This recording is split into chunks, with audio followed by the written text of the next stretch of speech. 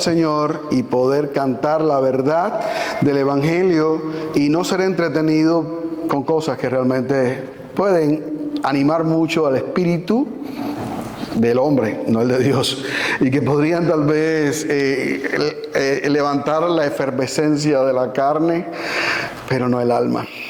Qué bueno que nuestras almas han sido edificadas al cantar el Evangelio.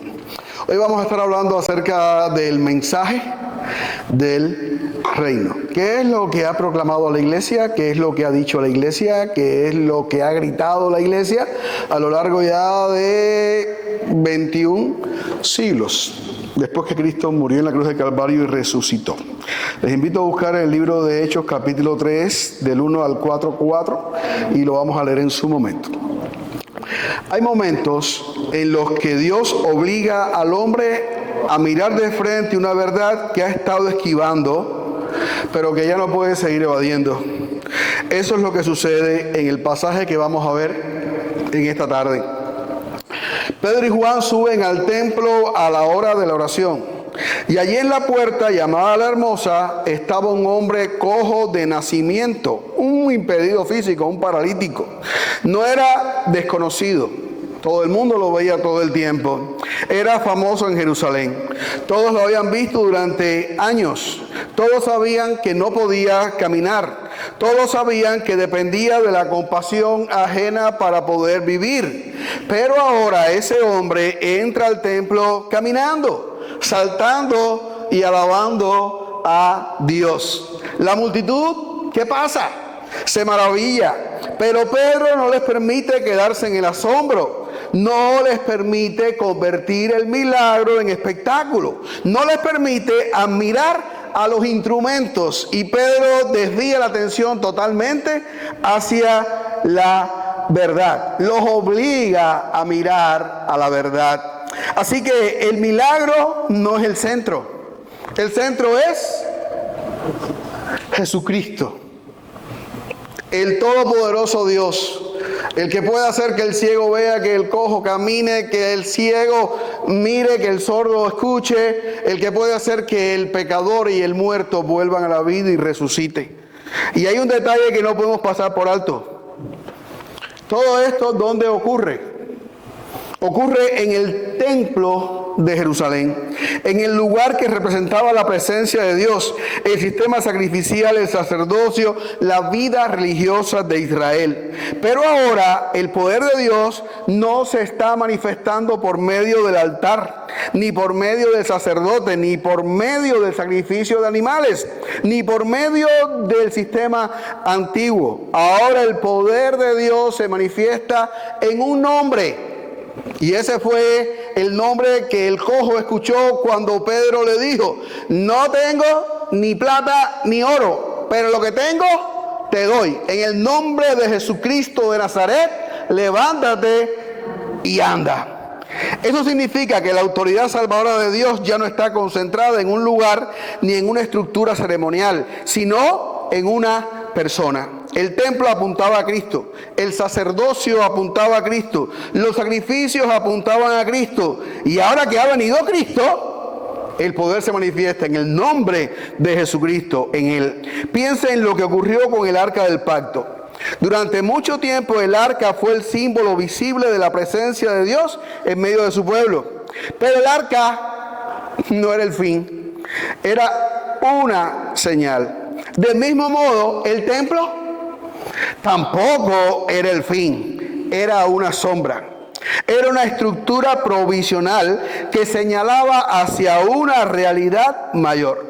Por eso, cuando viene Cristo, la realidad desplaza a la sombra. El centro ya no es el edificio, el centro es el Hijo, aquel que, aunque rechazado, crucificado, resucitó, ascendió a los cielos y hoy reina desde el trono. Y por lo tanto, todos deben arrepentirse y creer en Jesucristo para ser salvos. Como Él es Rey y Señor, todos deben arrepentirse y creer en Jesucristo para ser salvos. ¿Por qué afirmamos esto en esta tarde? ¿Por qué afirmamos que todos los hombres tienen que arrepentirse y creer en Jesucristo para ser salvos? Les invito entonces al texto que vamos a estar predicando hoy. Hechos 3, 1 al 4, 4. Y dice así: Pedro y Juan subían juntos al templo a la hora novena, la de la oración. Y era traído un hombre cojo de nacimiento, a quien ponían cada día a la puerta del templo, que se llamaba La Hermosa, para que pidiese limosna de los que entraban en el templo. Cuando vio a Pedro y a Juan que iban a entrar en el templo, le rogaba que le diesen limosna. Pedro, con Juan fijando en él los ojos, le dijo: míranos. Entonces él les estuvo atento, esperando recibir de ellos algo. Mas Pedro dijo: no tengo plata ni oro, pero lo que tengo te doy. En el nombre de Jesucristo de Nazaret, levántate y anda. Y tomándole por la mano derecha le levantó. Y al momento se le afirmaron los pies y tobillos. Y saltando se puso en pie y anduvo. Y entró con ellos en el templo, andando y saltando y alabando a Dios. Y todo el pueblo le vio andar y alabar a Dios. Y le reconocían que era el que se sentaba a pedir limosna a la puerta del templo La Hermosa, y se llenaron de asombro y espanto por lo que le había sucedido. Y teniendo asidos a Pedro y a Juan, el cojo que había sido sanado, todo el pueblo atónito concurrió a ellos al pórtico que se llama de Salomón. Viendo esto, Pedro respondió al pueblo: varones israelitas, ¿por qué os maravilláis de esto? ¿Por qué ponéis los ojos en nosotros, como si por nuestro poder o piedad hubiésemos hecho andar a el Dios de Abraham, de Isaac y de Jacob, el Dios de nuestros padres, ha glorificado a su Hijo Jesús, a quien vosotros entregasteis y negasteis delante de Pilato, cuando éste había resuelto ponerle en libertad. Mas vosotros negasteis al santo y al justo, y pedisteis que se os diese un homicida, y matasteis al autor de la vida, a quien Dios ha resucitado de los muertos, de lo cual nosotros somos testigos. Y por la fe en su nombre a que vosotros veis y conocéis, le ha confirmado su nombre, y la fe que es por él ha dado a esta completa sanidad en presencia de todos vosotros. Mas ahora, hermanos, sé que por ignorancia lo habéis hecho, como también vuestros gobernantes, pero Dios ha cumplido así lo que había antes anunciado por boca de todos sus profetas, que Jesucristo había de padecer. Así que arrepentíos y convertíos, para que sean borrados vuestros pecados, para que vengan de la presencia del Señor tiempos de refrigerio. Y Él envía a Jesucristo, que os fue antes anunciado, a quien de cierto es necesario que el cielo reciba hasta los tiempos de la restauración de todas las cosas, de que habló Dios por boca de sus santos profetas, que han sido desde tiempo antiguo. Porque Moisés dijo a los padres: el Señor vuestro Dios os levantará profeta de entre vuestros hermanos como a mí. A él oiréis en todas las cosas que os hable. Y toda alma que no oiga a aquel profeta será desarraigada del pueblo. Y todos los profetas desde Samuel en adelante, cuantos han hablado, también han anunciado estos días. Vosotros sois los hijos de los profetas y del pacto que Dios hizo con nuestros padres, diciendo a Abraham: en tu simiente serán benditas todas las familias de la tierra. A vosotros primeramente Dios, habiendo levantado a su Hijo, lo envió para que os bendijese, a fin de que cada uno se convierta de su maldad.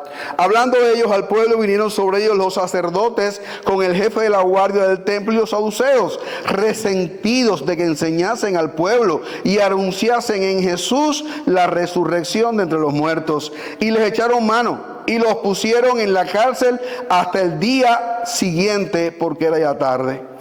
Pero muchos de los que habían oído la palabra creyeron, y el número de los varones era, ¿cómo? 5,000. Señor, gracias por tu palabra. Ahora ayúdame, Señor, a exponerla con claridad. Te lo pido humildemente en el nombre de Jesús, tu Hijo amado. Amén. Así que todos deben arrepentirse y creer en Jesucristo para ser salvos. ¿Por qué decimos eso? En primer lugar, porque Jesucristo, a quien ustedes mataron, es el ungido de Dios. Versículo capítulo 3, 11 al 16. Pedro comienza esta defensa con una confrontación brutal. La multitud está mirando a Pedro y a Juan. Pedro les dice: ¿por qué nos están mirando a nosotros? Están mirando mal. no fue nuestro poder, no fue nuestra piedad, no fue porque nosotros somos tan espirituales que tenemos el poder y la capacidad de sanar a los enfermos. No fue nuestra capacidad. ¿Quién fue? Fue el nombre. El milagro lo hizo Jesús, pero Pedro no se detiene ahí. No menciona simplemente a Jesús como un nombre conocido, como un hombre más. Por cierto, había mucha gente que se llamaban Jesús en el tiempo de Jesús, y antes de Jesús, y después de Jesús. Muchos se han llamado Jesús, pero hay una diferencia entre todos aquellos Jesús y el Jesús de la Biblia.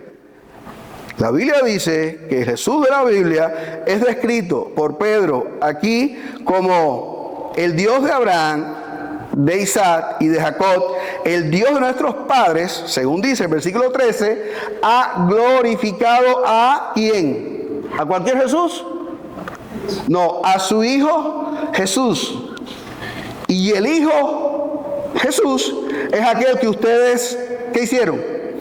Lo entregaron, lo negaron delante de la autoridad de aquel tiempo, Poncio Pilato, cuando éste había resuelto ponerle en libertad. No es cualquier Jesús, es el que a ustedes entregaron. ¿Para qué lo mataran? Jesús es el siervo glorificado de Dios. Cuando Pedro dice su Hijo, aquí en nuestra versión Reina Valera, en el original dice su siervo Jesús.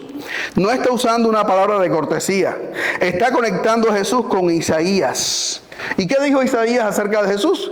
Que es el siervo sufriente, que es aquel siervo de Jehová que habría de padecer por los pecados de su pueblo y luego ser exaltado, como lo vemos en Isaías 52 y 53, que anuncian a un siervo que sería despreciado, que sería herido, que sería molido por nuestros pecados, pero que después, ¿qué vería? Lo vimos la semana pasada. Vería el fruto de la aflicción de su alma y sería, ¿qué cosa? Prosperado. Pedro está diciendo, ese hijo que ustedes mataron, ese siervo que ustedes entregaron, ese siervo es Jesús.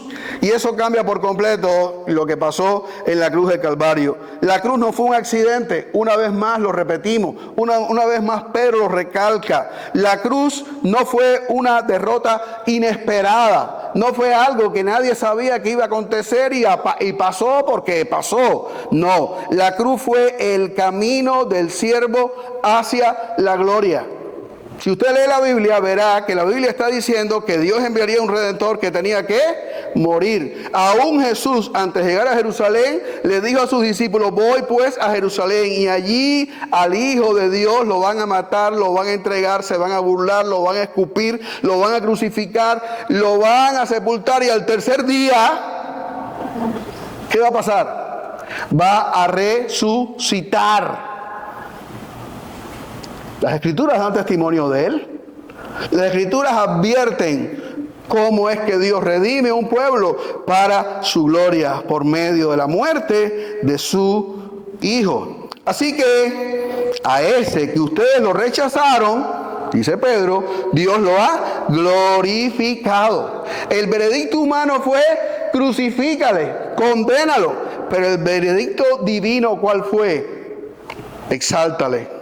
Lo levantó de entre la muerte y lo entronizó en el cielo como Rey y Señor de todo el universo. Jesús es el santo y justo que ustedes negaron. Sigue diciendo Pedro. Dice que ustedes negaron al santo y al justo. Versículo 14. Mas vosotros negasteis al santo y al justo y pediste que se os diese un homicida. ¿Qué significa esto? Santo significa apartado, consagrado, absolutamente puro, limpio. Jesús no era un pecador más entre otros pecadores. No era un hombre falible tratando de hacer lo correcto.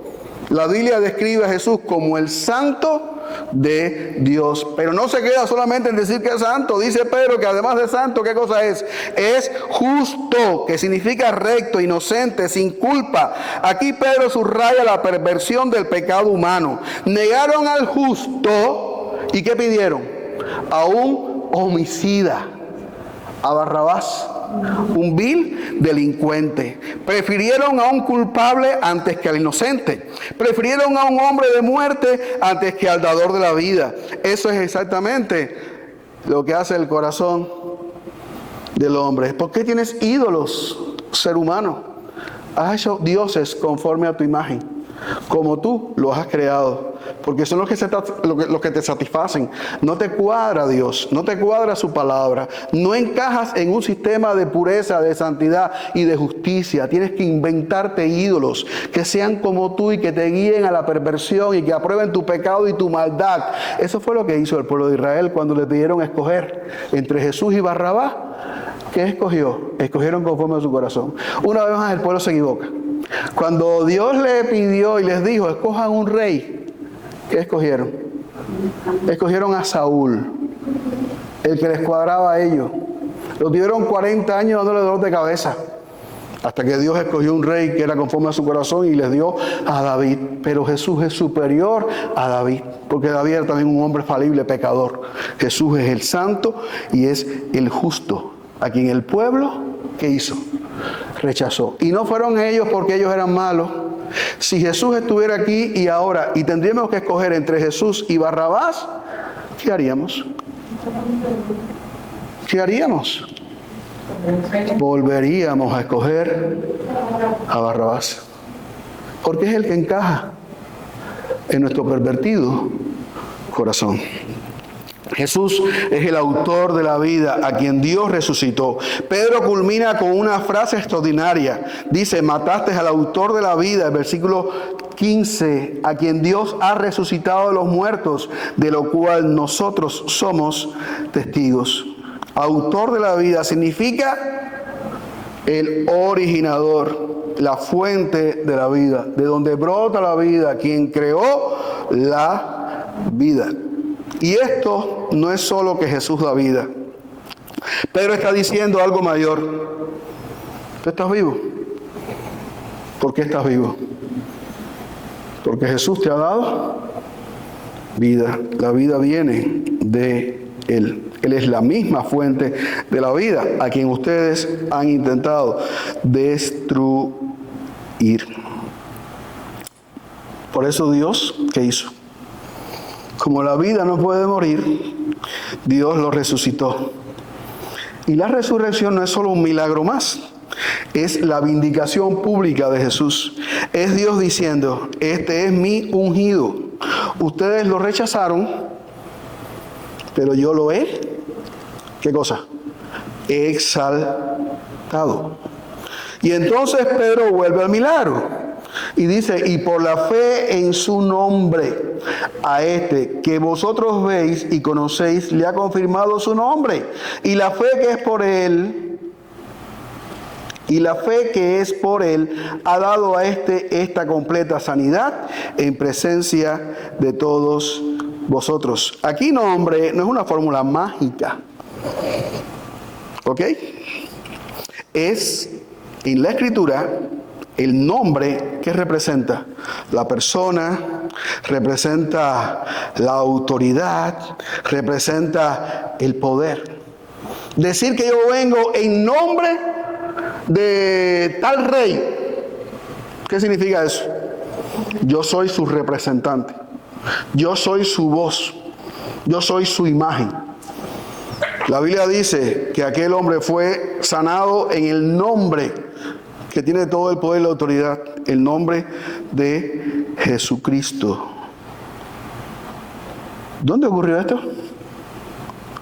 Ocurrió una vez más, repito, en el templo. ¿Quién tiene la autoridad sobre todo aquel sistema próximo a desaparecer y sobre todo el mundo y el universo? El nombre. ¿Qué nombre? El nombre de Jesucristo. El mismo sistema que debía preparar a Israel para recibir al Mesías se había convertido en un sistema ciego que lo rechazó. Y aún así, en el mismo templo, el nombre de Jesús sigue manifestando el poder de Dios. El sistema antiguo no pudo detenerlo. Los hombres que lo mataron no pudieron silenciarlo. Los líderes que ahora persiguen su nombre no pueden extinguir su autoridad. Alguien podría decir, Jesús fue solo un mártir noble. No, los mártires no resucitan y sanan cojos desde la diestra de Dios. Aunque te lo quieran meter por la cabeza, aunque ahora mismo haya tremendo revuelo en Roma con un jovencillo que murió hace un tiempo y que la gente ahora está adorando, venerando y glorificando como el último santo que tiene poderes especiales para hacer milagros. Falso. Nadie, ningún hombre, ni vivo ni muerto, hace milagros. El único que da vida, el único que restaura, el único que sana, el único que tiene poder para restaurar, ¿quién es? El nombre de Jesucristo. Así que por lo tanto, los mártires no resucitan y sanan cojos desde la diestra de Dios. Ese poder lo tiene exclusivamente el Señor Jesucristo. Otro podría decir, Jesús fue un reformador religioso. Tampoco, no. Los reformadores no son el santo y justo ni el autor de la vida, por cuanto todos han pecado, están destituidos de la gloria de Dios. No hay uno bueno, no hay uno santo, ni uno perfecto. Lo mejor de los hombres, comparado hombre con hombre, no llega. ¿A dónde? A como dijo Juan el Bautista, no soy digno ni de desatar la correa del calzado de tus pies. ¿Y quién lo dijo?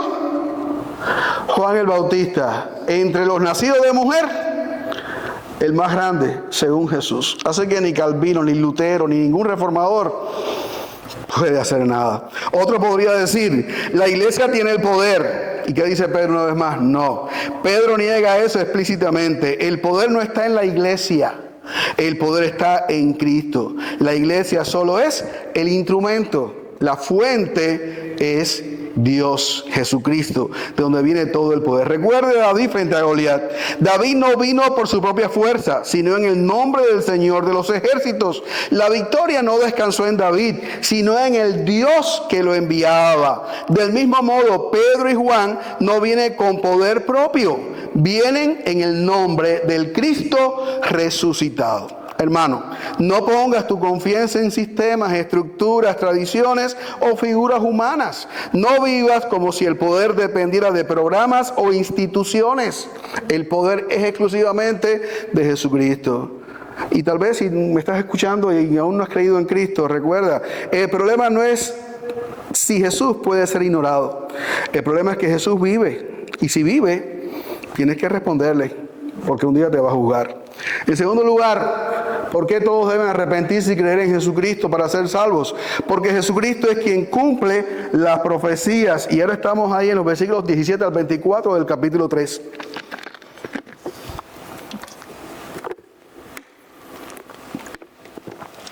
Pero después de confrontarlos, abre una puerta de esperanza. Porque el Evangelio es esperanza. Porque el Evangelio es paz. Porque el Evangelio es un puente que se extiende desde Dios hasta el hombre para salvar aún al más perverso y pecador de los hombres. Y Pedro les dice, mas ahora, hermanos, sé que por ignorancia lo habéis hecho, como también vuestros gobernantes. La ignorancia no te excusa. La ignorancia tampoco elimina la culpa. Pero sí explica que el rechazo del Mesías ocurrió dentro del misterio de la ceguera judicial de Israel. Y aún esa ignorancia fue usada soberanamente por Dios. La muerte de Cristo no frustró el plan de Dios, lo cumplió. Pero dice que Dios ha cumplido así lo que había antes anunciado por boca de sus profetas, que Jesucristo había de padecer. Esto es decisivo. La cruz no fue el fracaso del plan de Dios, fue el cumplimiento del plan de Dios. Los hombres actuaron con maldad real. Realmente fueron culpables, pero Dios estaba obrando por encima de ellos y a través de ellos. Lo que ellos quisieron para destrucción, Dios lo ordenó ¿para qué? Para redención. Y esto es central en el Evangelio. Cristo no murió como víctima impotente. Murió, una vez más repito, como el siervo sufriente que voluntariamente vino a cargar, ¿qué cosa? El pecado de su pueblo. En la cruz Jesús llevó la culpa, la ira y la maldición que merecían ¿quiénes? Israel y todos nosotros. Allí el ungido de Dios fue tratado como culpable, para que los culpables pudieran ser tratados como ¿qué? Como justos, como hijos. Arrepentirse y convertirse, ¿qué es entonces la respuesta correcta?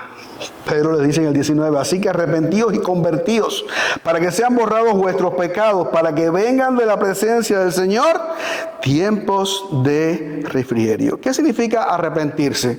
No significa simplemente sentir remordimiento como el que sintió ¿quién? Judas, y fue y se ahorcó.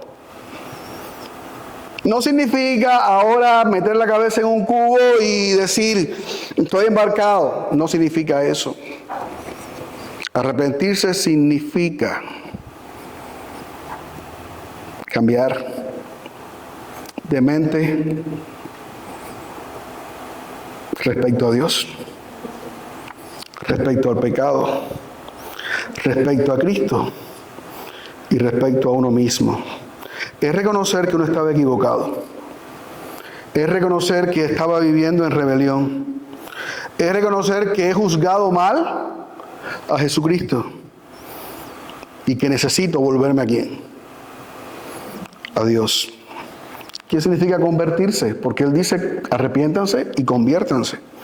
Significa volverse, dar la vuelta, cambiar de dirección, dejar de vivir orientado hacia el yo, hacia el pecado, hacia la incredulidad, hacia la carne, y volver el rostro hacia Dios en fe y obediencia. Dos cosas: arrepentimiento y conversión. No son experiencias distintas, separadas por meses o años. Son las dos caras de la misma respuesta.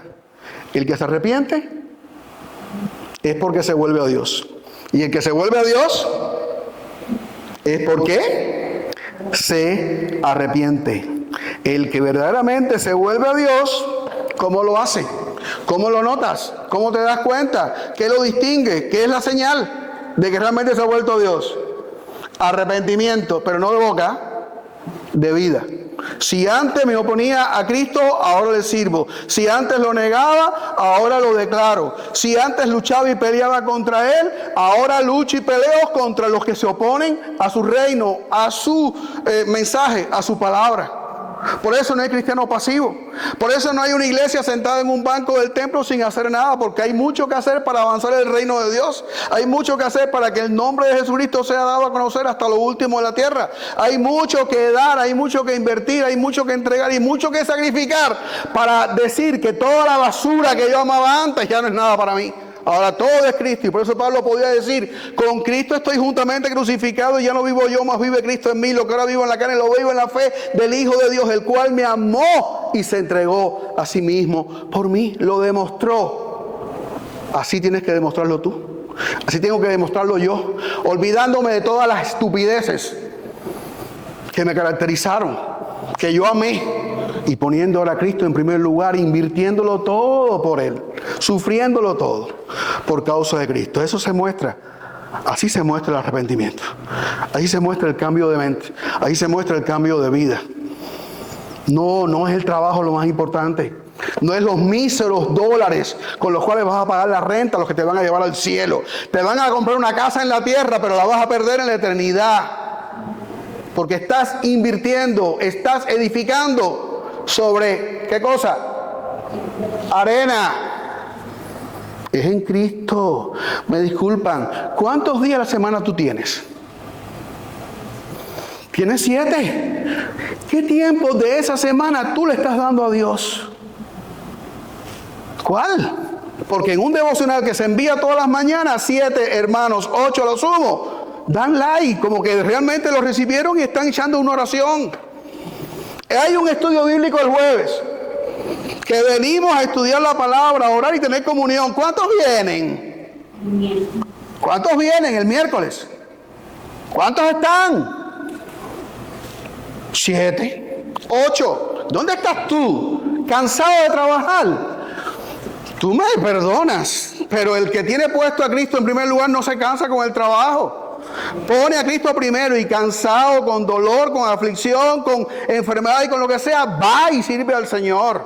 porque está mostrando su arrepentimiento. Está mostrando su dolor por el pecado. Está mostrando que no estoy feliz en este mundo y que para mí Cristo es lo más importante. Yo no veo a Cristo sentado mientras había que trabajar. Yo no veo a Pablo en un bar tomando bebida y cerveza y copas con los amigos mientras había que predicar el Evangelio. Yo no veo a ningún hombre grande que hay referencia en la historia de todo lo que hicieron por Cristo, buscando su comodidad o buscando su bien. Yo no lo veo. Eso es arrepentirse, eso es convertirse. Eso es lo que tenía que demostrar aquella gente y fue lo que hicieron. En medio de la oposición en contra de Cristo se convirtieron de su maldad y proclamaron a Jesucristo. Lo hicieron los apóstoles, lo hicieron los 3,000 que en el paisaje pasado predicaron y proclamaron y se levantaron y vinieron a ser parte de la iglesia. Y el Evangelio siempre tiene esa respuesta. No hay otra respuesta para el Evangelio. No existe. El que realmente conoce al Señor, su vida cambia y se muestra, poniendo a Cristo en primer lugar y nunca negándole nada al Señor. Y no he hablado de economía, que en la lista de la economía de la iglesia no se ven nombres, y no se ven personas, y no se ven cifras, y aquí todo el mundo gana dinero. Aquí todo el mundo paga renta, aquí todo el mundo paga carro y paga seguro. ¿Por qué tú no pagas también? ¿Por qué tú no das también? Eso es arrepentirse, eso es convertirse. No solamente mi alma, también mi bolsillo se convierte. También mi vida se convierte, mi hogar se convierte. Todo en mí es para el Señor. Él lo compró. Él me redimió para que yo le sirva a Él. El arrepentimiento mira al perdón presente y al reino futuro. Pedro añade, para que sean borrados vuestros pecados, para que vengan de la presencia del Señor tiempos de ¿qué? De refrigerio. Y Él envíe, ¿a quién? A Jesucristo. ¿Cuántos lo esperan? Él viene. Él viene. Pedro une dos cosas. El perdón. Sean borrados vuestros pecados. La imagen es hermosa. En el mundo antiguo la tinta podía quedar sobre la superficie de un libro, de un papiro, de un pedazo de hierba y ser borrada. Pero Pedro está diciendo que Dios puede borrar completamente el registro de tu culpa. Sean borrados vuestros pecados. Y Pedro dice más. Dice, para que vengan tiempos de refrigerio. ¿A cuánto le gustan los refrigerios? Qué rico el brindis de anoche. La gloria sea el Señor, pero el que lo buscó se esmeró para que pudiéramos tener un tiempo que lo disfrutamos. Bendita las manos que lo hicieron y bendita las manos que lo proveyeron. Gloria al Señor.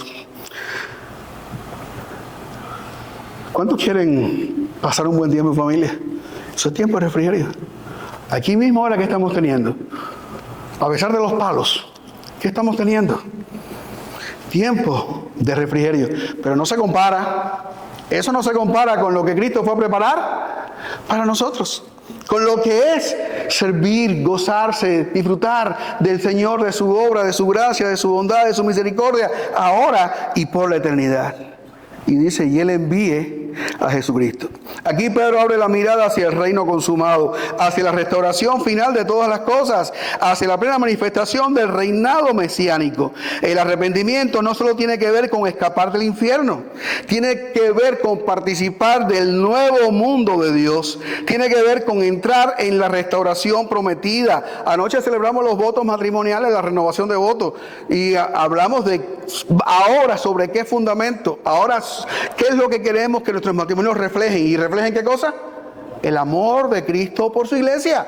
Vivimos en un nuevo mundo, en una nueva sociedad. Vivimos en una nueva relación. Así que tiene que ver con entrar a la tierra prometida, pero no aquí, sino allá. Cristo trae perdón ahora y gloria después para todos los que por la fe y el arrepentimiento vienen a ser salvos. Justificación ahora y restauración final después. Y Pedro sigue. ¿Por qué no está aquí? ¿Por qué no lo vemos? Dice Pedro, ¿a quién? Es cierto, es necesario que el cielo reciba hasta los tiempos de la restauración de todas las cosas, de que habló Dios por boca de sus santos profetas que han sido desde tiempo antiguo.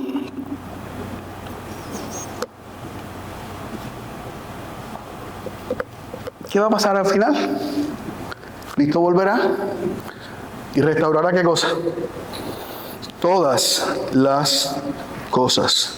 Ascendió y está en el cielo. Pero no va a permanecer allí para siempre. Vendrá el día en que el Rey volverá y su reino será plenamente manifestado. Y todos los redimidos vivirán por siempre con Él en gloria. ¿Quiénes van a vivir allí? Los redimidos, los arrepentidos y los convertidos. Por eso es que la respuesta a Cristo no puede posponerse. Jesús es el profeta definitivo que debe ser escuchado. Pedro cita a Moisés en el versículo 22. Y todos los profetas desde Samuel en adelante, cuantos han hablado, también han anunciado estos días. Aquí el énfasis no es solo que Jesús cumple una predicción, es que Jesús tiene autoridad absoluta para hablar de quién. Para hablar por Dios. Él no es simplemente uno más entre los profetas. Es el profeta que venía, que tenía que venir. Es la voz final de Dios, es la voz definitiva de Dios. Y Pedro añade la advertencia: toda alma que no oiga a aquel profeta, ¿qué va a pasar? Será desarraigada del pueblo. Esto de desarraigar es con violencia. Será quitado del pueblo por no escuchar a Cristo. Por lo tanto, no es una opción inocente no escuchar la voz de Cristo. Es quedar fuera, es ser cortado, es juicio, es ser lanzado al infierno eterno, al lago de fuego.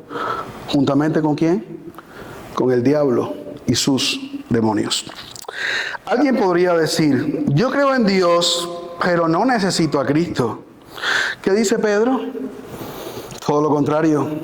Si no escuchas a Cristo, ¿estás fuera de qué? Del pueblo de Dios ahora y en la eternidad. Otro diría: yo respeto a Jesús, pero no creo que tenga autoridad final sobre mí. ¿Qué dice Pedro? Aquel profeta que Dios levantaría, a él oiréis en todas las cosas. No es escucharlo, es poner en práctica su palabra. Y otro podría pensar: ya pertenezco al pueblo de Dios por tradición, por herencia o por religión. Pero dice que aún Israel, el pueblo conocido de Dios, necesitaba arrepentirse. ¿O qué iba a pasar con Israel? Sería desarraigado. Piensa en Jonás predicando en Nínive. Cuando la palabra de juicio llegó, el pueblo no respondió admirando el mensaje, ni admirando la belleza de Jonás o el carácter tan apuesto de Jonás, su fuerza. No se quedó admirado diciendo: oh, escapé de un pescado. Me comí un pescado y le metí una patada y él tuvo que abrir la boca, pero casualmente estaba en paradero y allí me vomitó y he llegado aquí milagrosamente para decirles a ustedes que se arrepientan, porque de aquí a 40 días Dios va a destruir esto. No, el pueblo no se quedó admirando eso, ni Jonás tampoco contando esa terrible historia. La respuesta del pueblo fue humillarse, fue arrepentirse y fue volverse a Dios. Eso es lo que ocurre en este texto. La respuesta correcta a la palabra de Dios no es curiosidad. ¿Cuál es? Es conversión. No lo pienses. No trates de entender lo que sin Cristo no vas a poder entender. Conviértete. Arrepiéntete. Entrégate a Él. Sírvele a Él. Camina con Él. Búscale a Él. Cristiano, no trates como una voz entre muchas a Cristo. No pongas sus palabras al lado de tus preferencias, tus emociones o la cultura. Él es el profeta definitivo. Escúchalo. En tercer lugar, porque Jesucristo es la simiente de Abraham. 3:25 hasta el 4:4. Pero termina su sermón yendo todavía más atrás. En vez de a Moisés, fue hasta Abraham. Y le dijo: vosotros sois los hijos de los profetas y del pacto que Dios hizo con nuestros padres, diciendo a Abraham, ¿qué cosa? Versículo 25. En tu simiente serán benditas todas las familias de la tierra. ¿Y quién es Abraham? ¿Se acuerdan los niños? Nuestro padre Abraham tiene muchos hijos, nuestro padre Abraham. Uno de ellos hoy, el padre Abraham era el padre de la nación de Israel. Si Jesús era la fuente de la vida, donde viene toda vida, ¿qué cosa era Abraham? ¿De dónde vienen todos los israelitas? Viene de Abraham, que por cierto Abraham no era israelita. Abraham era caldeo. Y Dios hizo un pueblo a partir de Abraham. Y Dios le dijo a Abraham, en tu simiente serán benditas todas las familias de la tierra. Aquí pero toca el nervio mismo de la identidad judía. Está diciendo, ustedes conocen el pacto, ustedes conocen la promesa, ustedes se consideran herederos de Abraham. Pero ahora deben entender una cosa. ¿Dónde está realmente la bendición? La bendición prometida no está en Israel como fin en sí mismo, sino en Cristo. Pero no dice que la bendición está simplemente en pertenecer étnicamente a Abraham. Dice que está ¿dónde?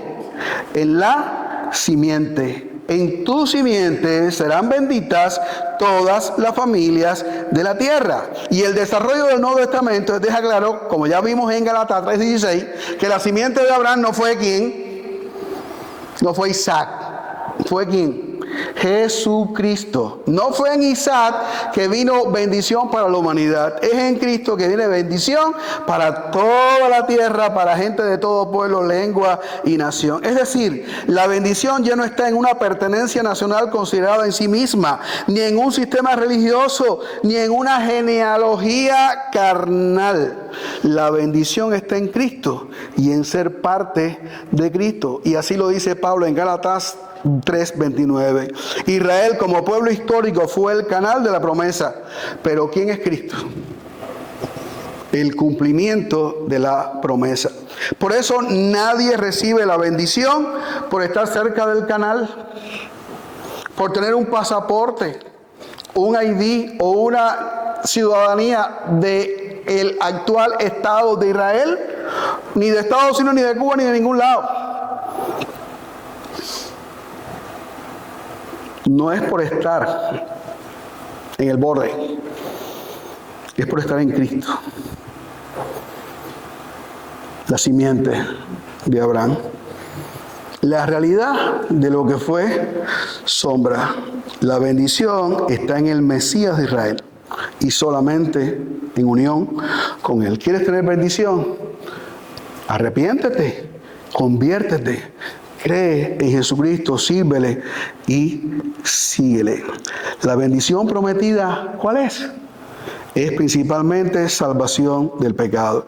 Pedro define la bendición así, versículo 26. A vosotros primeramente Dios, habiendo levantado a su Hijo, lo envió para que os bendijese, a fin de que cada uno se convierta ¿de qué? ¿De qué? Todos han pecado. Israel ha pecado. Si no había pecado antes, ¿pecó cuándo? Cuando escogió a Barrabás en lugar de Jesucristo y dijeron allí públicamente a voz en cuello, crucifícale. No lo reconocemos, no lo queremos, no lo necesitamos, mátalo. Eso fue lo que dijo el pueblo de Israel.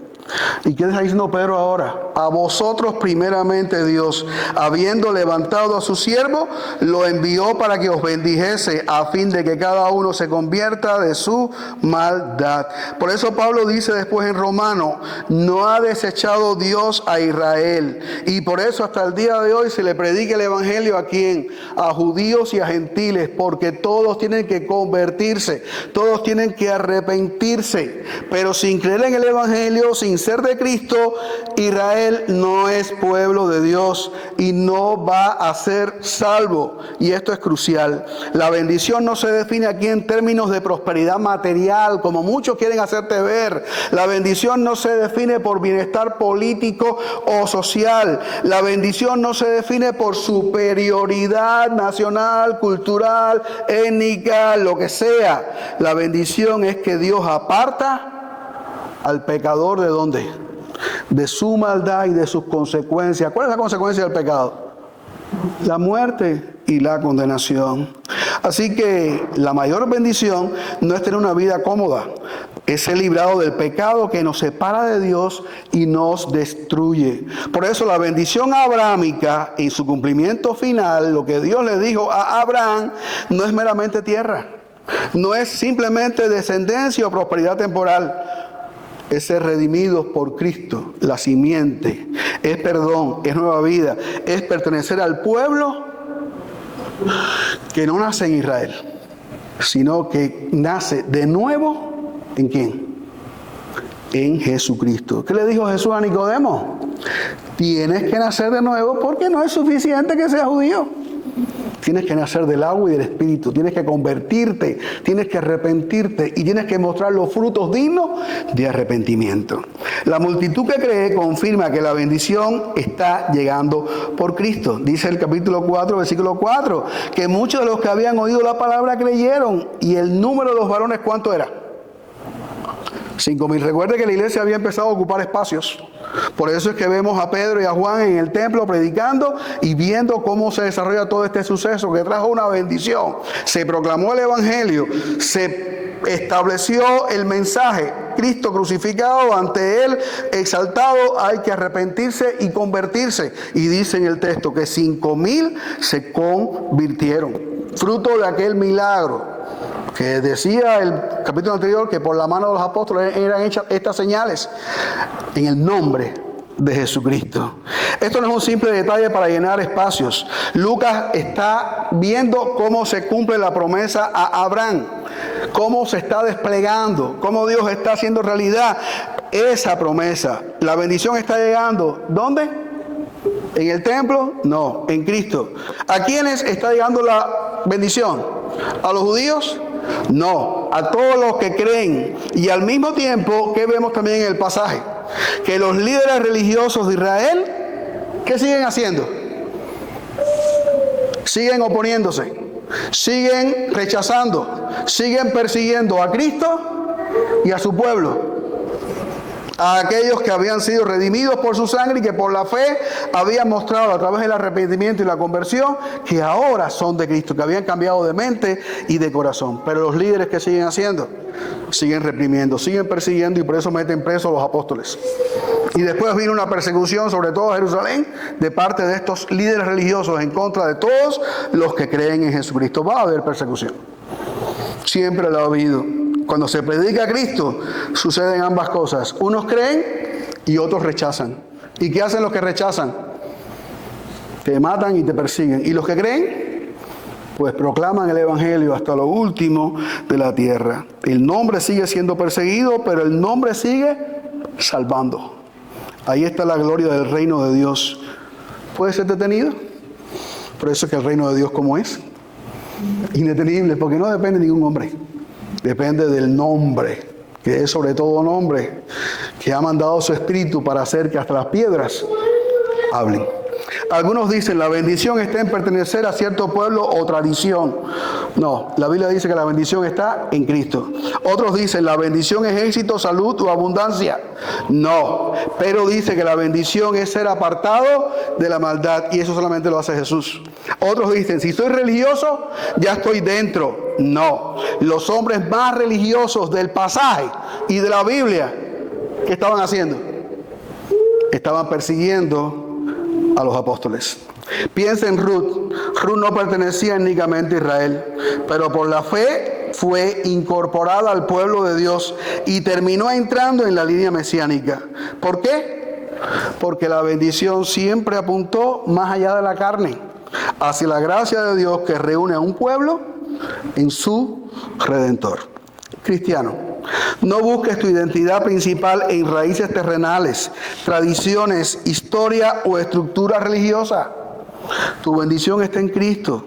Tu ciudadanía está en Cristo. Tu herencia está en Cristo. Y si hay alguien aquí que aún no cree, entiende esto. No estará seguro por simpatizar con el cristianismo, ni por admirar a Jesús y tenerlo como un hombre grande, ni por acercarte a la iglesia y participar en nuestros programas. La bendición está en Cristo. Tienes que venir a Él. Tienes que arrepentirte y convertirte. Tienes que seguirle y servirle hasta el final. Concluyo. ¿Qué pasó con el cojo? Fue levantado en la puerta del templo. Pero el gran mensaje, el gran tema de esta historia no es que un cojo caminó. El gran tema es que Cristo está vivo. El gran tema es que Cristo reina, que se le ha dado un nombre que es sobre todo nombre, y a su nombre está sujeto toda autoridad. Cuando mandó a la iglesia le dijo: toda potestad me es dada en el cielo y en la tierra. Por tanto, id.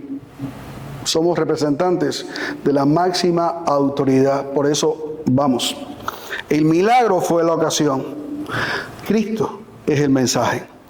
Pedro le dice al pueblo: ustedes lo mataron, pero Dios, ¿qué hizo? Lo resucitó. Por tanto, Él es el ungido. Él cumple las profecías. En Él está la bendición. Él es la simiente de Abraham. Por eso es que todos deben arrepentirse y creer en Jesucristo, a quien aquellos crucificaron, pero a quien nosotros durante muchísimo tiempo rechazamos y negamos. Cuando José se dio a conocer a sus hermanos, ellos quedaron aterrados porque comprendieron que aquel a quien habían rechazado era precisamente el hombre que ahora tenía la autoridad sobre sus vidas. Algo parecido ocurre aquí, pero mucho mayor. El Jesús que los hombres rechazaron y crucificaron es el mismo que ahora tiene autoridad para condenar y para salvar. Y esto evoca en la mente de aquella gente las palabras de Dios al pueblo en el desierto: os he puesto delante la vida y la muerte, la bendición y la maldición. Escoge pues la vida para que vivas tú y tu descendencia. Y la vida es, ¿quién? Jesucristo. Escógelo hoy. Hermanos, vivamos bajo la autoridad de Jesús. No vuelvan a sistemas vacíos, ni a la confianza en hombres, ni a la nostalgia de sombras antiguas, ni a una nación que, como todas las demás, fue desechada por rechazar a Jesucristo, a quien Dios ha dado todo poder, autoridad y señorío. Amigo, hoy el Cristo resucitado sigue siendo un problema para los que no creen y la única esperanza para los que se arrepienten. No basta con maravillarte, vas a ver grandes cosas, vas a oír hermosas canciones y tremendos sermones. No basta con maravillarte, no basta con admirar el milagro, no basta con reconocer que Jesús fue importante. La orden es: arrepentidos y convertidos para ser salvos. La autoridad de Dios ya no está en un lugar, ni en un sistema, ni en una herencia religiosa, ni en un país, estado o nación. Está en Jesucristo. Y solamente en Cristo está la bendición de Dios. Para ser salvos, entonces, ¿qué hay que hacer? Todos deben arrepentirse y creer en Jesucristo. Voy a orar y con esta oración terminamos el culto. Señor, gracias porque tú eres bueno. Gracias porque cuando estábamos perdidos, tú mandaste a tu Hijo a morir en una cruz por nosotros. Nuestra ignorancia no nos disculpa, porque tu palabra ha llegado, Señor, y también tu mensaje. Gracias porque un día tú obraste en nuestros corazones para arrepentirnos y convertirnos. Y hoy caminamos en pos de ti, Señor. Gracias por la salvación que nos diste. Pero aquí hay personas tal vez que no han tomado la decisión aún. Toca sus corazones para que puedan arrepentirse y convertirse y que puedan mostrar su arrepentimiento a través de una vida entregada y consagrada a ti. Bendice a tu iglesia. Ayúdanos a ponerte en primer lugar y a vivir vidas que muestren lo que tú has hecho en nosotros y que glorifiquen tu nombre. Bendice a tu iglesia, que podamos tener una buena semana, Señor, y que podamos meditar también y pensar en todo lo que hoy tú nos has dicho. Te lo pido en el nombre de Jesús, tu Hijo amado. Amén. Dios le bendiga.